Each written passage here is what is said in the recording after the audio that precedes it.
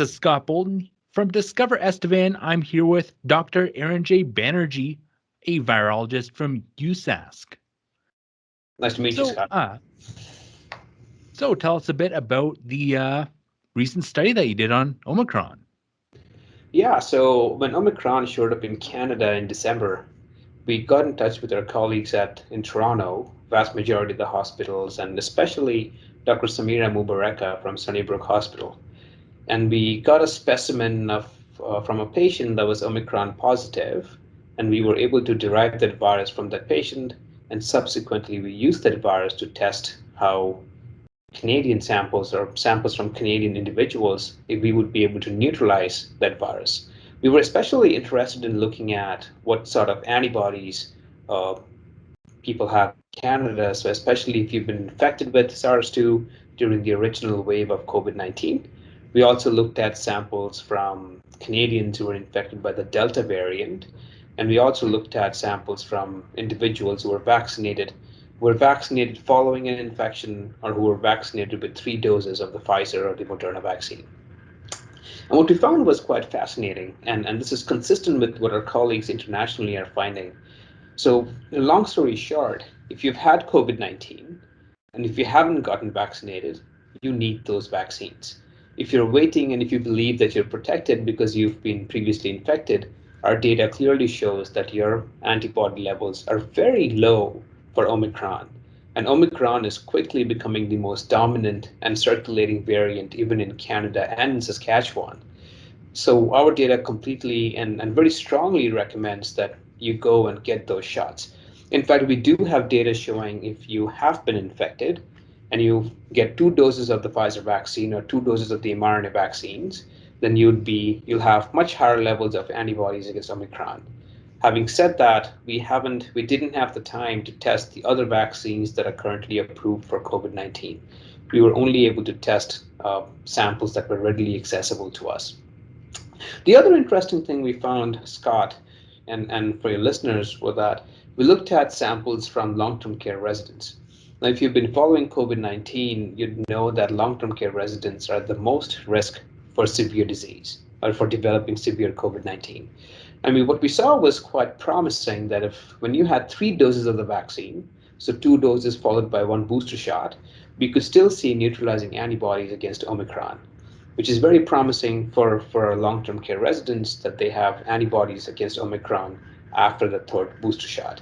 So that data also would extend to perhaps young adults and older adults, and our data suggests that you might want to go get those 3rd booster shots for optimal neutralizing antibodies against Omicron. So essentially, really, if a friend of yours was unvaxxed, got a case, had natural immunity, you'd still recommend they go and get the vaccine? Absolutely. Our data strongly suggests that for increased levels of antibodies against Omicron, you want to get those 2 doses of the vaccine. All right. And I noticed looking at your study that it was a preprint and still need to go through the peer review process. Yes, Can you kind of explain some of that stuff? Yeah, so our study, we quickly put the data out because this is of public health importance. We wanted other scientists to know rapidly how Omicron is doing. So we made that available also for potentially public health folks that can decide on which populations should be targeted for booster shots. But our study has been submitted for peer review and is currently going through the process of review. And so is that just, I guess, pretty self-explanatory in the name? It gets reviewed by peers? Yeah, so the way peer review works is, as scientists, when we do certain investigations, the science has to be critically reviewed and vetted by other scientists that are not in conflict with us. So I wouldn't be reviewing science that's been published by a colleague of mine. That science will be reviewed by somebody else that we don't know, we don't interact with, and we don't collaborate with. And that's the beauty of science, that you can't just go out and say something that can't be validated and reviewed and justified by other scientists. We also make all the data freely available for other scientists to reproduce your science. And this is all a very critical component of doing science. It's transparent, it's reproducible, and it's vetted by experts in the field. All right, then getting into some other stuff that's kind of, I guess, outside the study. Israel is giving out fourth shots of the vaccine in response to Omicron.